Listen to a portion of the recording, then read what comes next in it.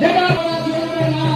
আমাদের দাবি যারা এই ধরনের কাজ করছে, যারা এই মানুষের ঘোষণা করছে, আপনার ঘোষণা করছে, আপনারা শিশুরা যা আক্রান্ত পৌরসভা, আপনারা জানেন যে পৌরসভা বিগত দিনে যে পৌরসভা, সেই পৌরসভা আজকে কি কাজকর্ম চলছে কেন্দ্রবাজার পৌরসভা।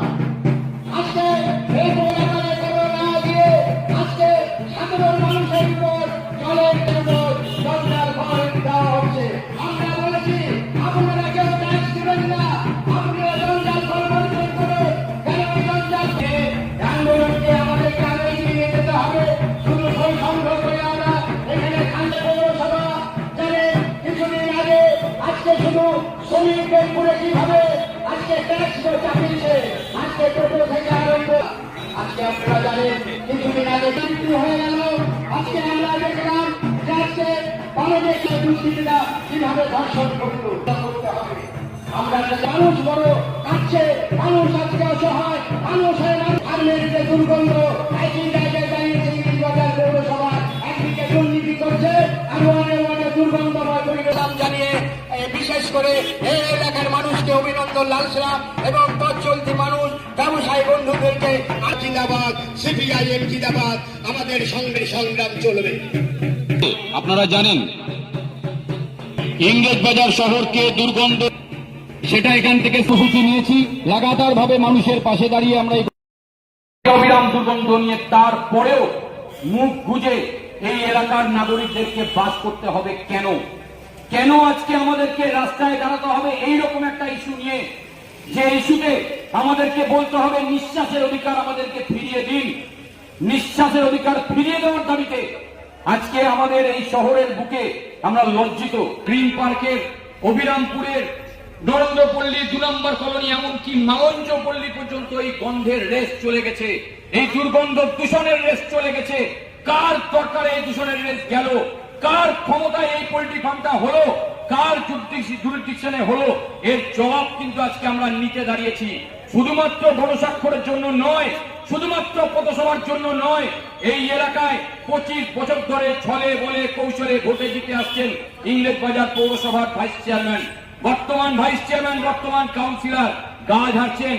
উনি বলছেন এইগুলো ব্যাপারে আমার কোনো বিষয় নেই, এটা পরিবেশ দপ্তর নো অবজেকশন দিয়েছেন। আরে একটা ওয়ার্ডের মধ্যে পানের দোকান হলেও তাতেও নো অবজেকশন লাগে, তাহলে কি করে একটা সরকারি পোল্ট্রি ফার্ম হয়ে গেল, অট্টালিকা হয়ে গেল, আর আপনি জানতে পারলেন না? এ কথা তো আমরা মেনে নেব না, এ কথা তো আমরা মালদা শহরের নাগরিক হিসেবে মেনে নেব না। আগামী দিনে কিন্তু এর জবাব আপনাকে দিতে হবে। এর জবাব দেওয়ার জন্য কিন্তু আপনিও তৈরি থাকুন। আজকে যখন এই এলাকার ছোট ছোট বাচ্চা শিশুরা খেলার মাঠে যেতে পারছে না এই দুর্গন্ধ দূষণের জন্য, শুধুই কি দুর্গন্ধ, দূষণ বয়ে আসছে মুরগির বর্জ্য থেকে, পালক বয়ে আসছে, খাবারের মধ্যে পড়তে পারে, দূষিত হতে পারে, মৃত্যু ঘটতে পারে। বারবার প্রশাসনের কাছে যাওয়া হয়েছে, বারবার আমাদের 1 নম্বর নাগরিক চেয়ারম্যান সাহেবের কাছে যাওয়া হয়েছে। চেয়ারম্যান সাহেব হচ্ছে বাথরুম পায়খানা উদ্বোধন করতে ব্যস্ত। যদি এই এলাকার নাগরিকদেরকে বলছি, আপনাদেরকে এই দুর্বিষহ যন্ত্রণার মধ্যে ফেলে রেখে যদি আমাদের মালদা শহরের 1 নম্বর নাগরিক চেয়ারম্যান যদি এখানে আসে আর যদি দেখেন কোথাও বাথরুম পায়খানার উদ্বোধনের ফিতা কাটছেন, ওইখানেই ধরবেন, ওইখানেই ঘিরে ধরবেন চেয়ারম্যানকে, আর চেয়ারম্যানকে কলার ধরে জিজ্ঞেস করবেন কিভাবে এই দুর্গন্ধের মধ্যে আমরা কেন থাকবো, কেন তাহলে আমরা ট্যাক্স দেবো, কেন আমরা তাহলে ট্যাক্স দেবো, কেন আপনি আমাদের কাছ থেকে ট্যাক্স তুলবেন, আবার পরিষেবা কর তুলছেন জঞ্জাল করের নামে? লজ্জা করছে না? এইটা পরিষেবা যে 8 মাস ধরে একটা দুর্গন্ধ দুঃসহ জায়গার মধ্যে আমরা বাস করব, এই এলাকার মানুষ বাস করবে, কি অপরাধ? এই এলাকার মানুষের মাথা তুলে বাস করেন, এখানে মাথা উঁচু করে বাস করেন। অপরাধ কি এটাই যে ওরা প্রতিবাদ করতে পারছে না?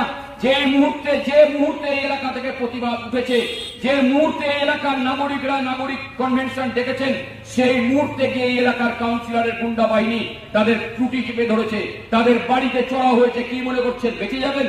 এই এলাকার সব একসঙ্গে হবে, সমস্ত নাগরিক একসঙ্গে হয়ে এবার কাউন্সিলরের বাড়ি চড়া হবে। এটার জন্য অপেক্ষা করুন। আজকে এই দুঃসহ যন্ত্রণা পালন করছেন, দুঃসহ যন্ত্রণা, দুঃসহ বিষবাষ্প, গোটা বাতাস দূষিত হয়ে গেছে। নিঃশ্বাস নেওয়ার প্রয়োজন পড়ছে না, মানুষ নিঃশ্বাস নিতে পারছেন না। নিঃশ্বাস নিতে গেলেও মনে হচ্ছে যেন কোনো দূষিত বায়ু হয়তো